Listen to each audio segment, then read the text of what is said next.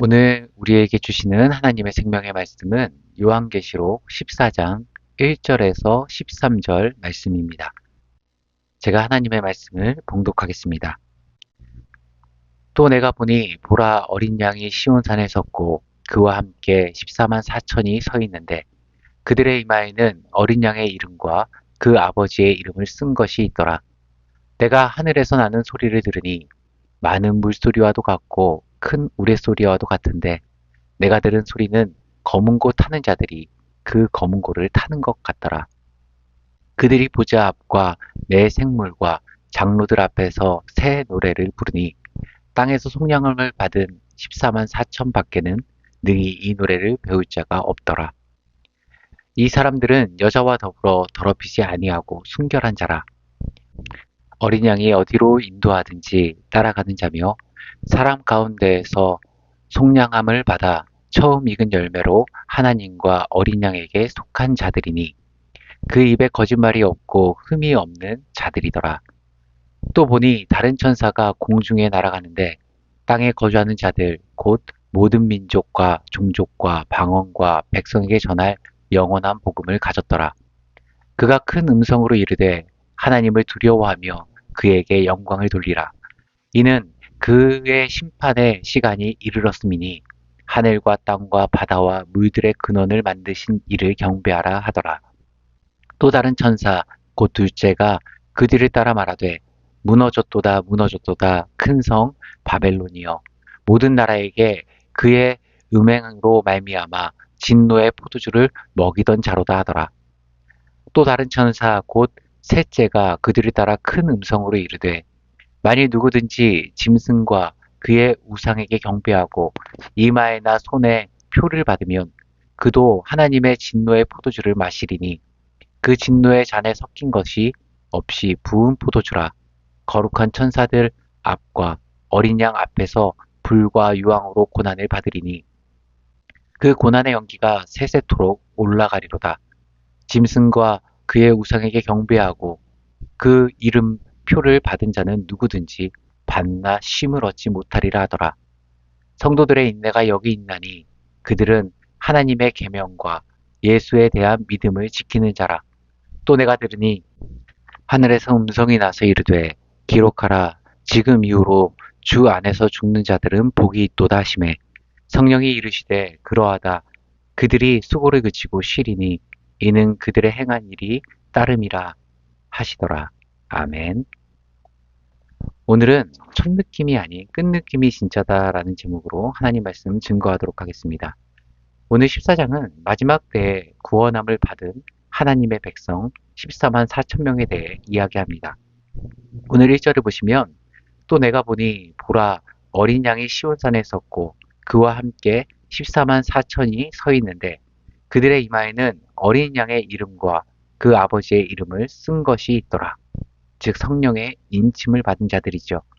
에베소서 1장 13절에 보면 그 안에서 너희도 진리의 말씀 곧 너희의 구원의 복음을 듣고 그 안에서 또한 믿어 성령 약속의 성령으로 인치심을 받았으니 하나님의 진리의 말씀 그리고 독생자 예수 그리스도를 보내사 우리를 사망의 자리에서 생명의 자리로 옮기시고 사망의 자녀에서 의의 후사로 바꾸신 그 놀라운 복된 소식을 듣고 믿는 자는 약속의 성령으로 인치심을 주신다 기록합니다.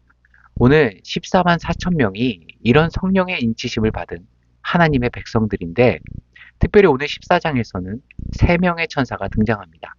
그리고 어떻게 하면 대적 마귀, 원수의 모든 능력을 제어하고 승리할 수 있는지에 대해서 설명하는데 요약하면 첫 번째 천사는 예배하면 승리할 수 있다.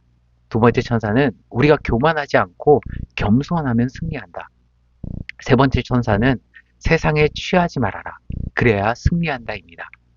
시간상 다 살펴보지는 못하고 특별히 세 번째 천사의 말, 세상에 취하지 말라를 좀 더 들여다보도록 하겠습니다. 세 번째 천사는 세상에 취하지 말아야 할 것, 그리고 그래야 우리가 이 땅 가운데서 승리할 수 있다는 것을 우리에게 말합니다. 9절부터 11절까지의 내용인데요. 진노의 포도주에 취해 있는 자의 모습을 그리고 있습니다. 술에 취해 술을 부어라 마셔라 비틀거림을 말하며 이것을 취한 것을 이야기하는 1차원적인 해석이 아니라 이 술 취함이 담고 있는 상징적인 의미를 우리가 한번 생각해 보셔야 되는데요.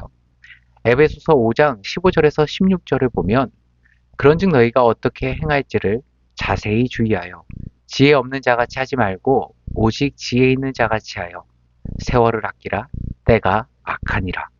때가 악하니 지혜 없는 자같이 되지 말고 세월을 아끼라 말하죠.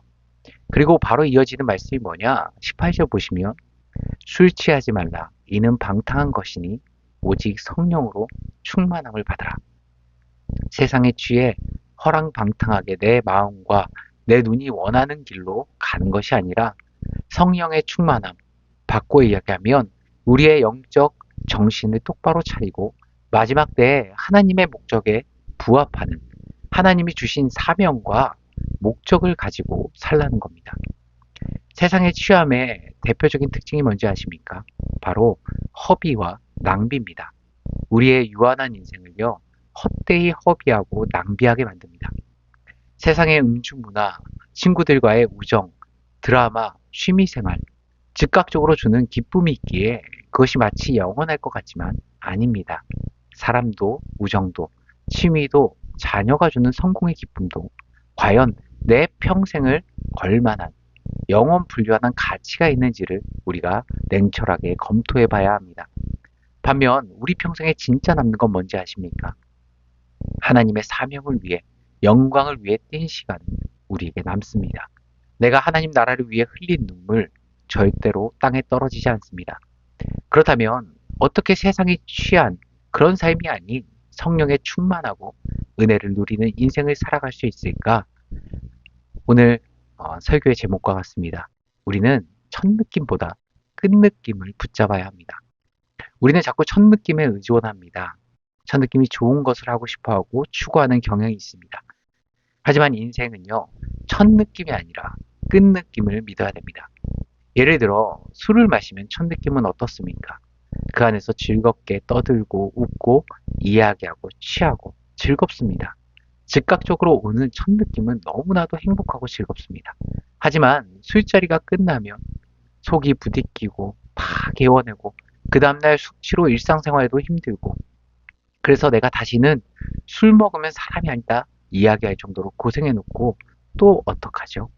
그 술이 주는 첫 느낌을 믿고 또다시 그 자리에 앉아 있습니다. 첫 느낌에 속는 인생입니다. 반면에 우리가 운동을 하면 어떻습니까? 운동을 하면 하기는 귀찮고 싫고 그렇게 좋지가 않습니다. 그런데 운동해보신 분들은 다 느끼실 텐데 운동을 끝내고 난 다음에 어떻습니까? 굉장히 상쾌하죠. 운동하기 잘했다. 운동해보신 분들은 느끼실 겁니다. 학창시절 공부도 마찬가지죠. 공부 안 하고 숙제 안 하고 TV 보고 친구들과 놀러 가면 첫 느낌은요, 신나고 즐겁습니다. 근데 끝 느낌은 뭐죠? 미룬 숙제 언제 다 하나? 이번 시험 어떡하나? 온갖 걱정, 염려, 두려움이죠. 반면에 첫 느낌은 놀고 싶다 하더라도 오늘은 집에 쉬고 싶다 하더라도 문제와 씨름하는 것, 달달달 암기하는 것 별로 좋지 않습니다. 그럼에도 내가 스스로 정한 약속의 시간을 지키고 하루에 정해진 분량, 그 시간만큼 해내고 난 다음에 끝 느낌은요. 공부하기 잘했다. 스스로에게 대견하기도 하고 오히려 마음 편히 남은 하루의 시간을 보낼 수 있죠. 그래서 극단적으로 말씀드리면요. 인생을 살아갈 때 첫 느낌은 가짜고 속을 확률이 굉장히 큽니다. 끝 느낌이 좋은 게 진짜입니다. 우리의 신앙도 마찬가지입니다. 세상에 취하지 아니하고 성령의 충만함과 하나님이 나를 보내신 내 삶의 자리에서 목적과 사명이 있는 삶을 살아가는 비결, 첫 느낌이 아니라 끝 느낌을 붙잡는 겁니다. 이렇게 새벽에 일어나 예배의 자리에 나올 때 밀려오는 그 피곤함과 쉬고 싶다는 첫 느낌, 그거 붙들면요, 반드시 실패합니다. 새벽을 마치고 내가 하루를 주님의 말씀과 기도로 시작했다라는 끝 느낌이 진짜입니다. 내가 분주한데 모든 것을 밀어놓고 하나님의 말씀 하루 한 장 읽는 거, 조금 있다가 나중에라는 첫 느낌 믿었다간 일주일 내내 성경 한 장 안 펴보도록 우리 삶을 이끌어버립니다. 반면에 말씀을 읽고 말씀 묵상하며 그 안에서 주시는 하나님의 은혜를 누리는 그 끝느낌을 믿으면 말씀이 중심이 되는 인생을 살아갈 수 있습니다. 오늘도 우리에게 주어진 이 하루를 살아갈 때 세상은 자꾸 우리에게 즉각적으로 취할 수 있는 첫 느낌으로 우리를 어필하고 우리를 끌어당깁니다. 그런데 진짜는 뭐라고요? 끝느낌입니다. 조금 힘들어도 분주해도 귀찮더라도 기도의 시간, 말씀의 은혜, 찬양의 기쁨이라는 신앙의 끝느낌을 지혜롭게 붙잡을 줄 아는 오늘 한날의 삶이 되시길 간절히 축원합니다. 함께 기도하시겠습니다.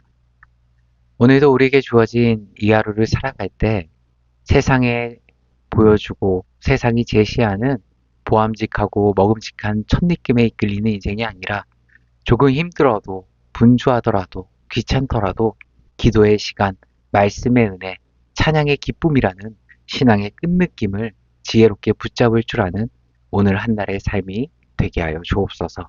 이 모든 말씀 우리 주 예수 그리스도의 이름으로 기도드리옵나이다. 아멘. 생명의 말씀으로 나를 채우사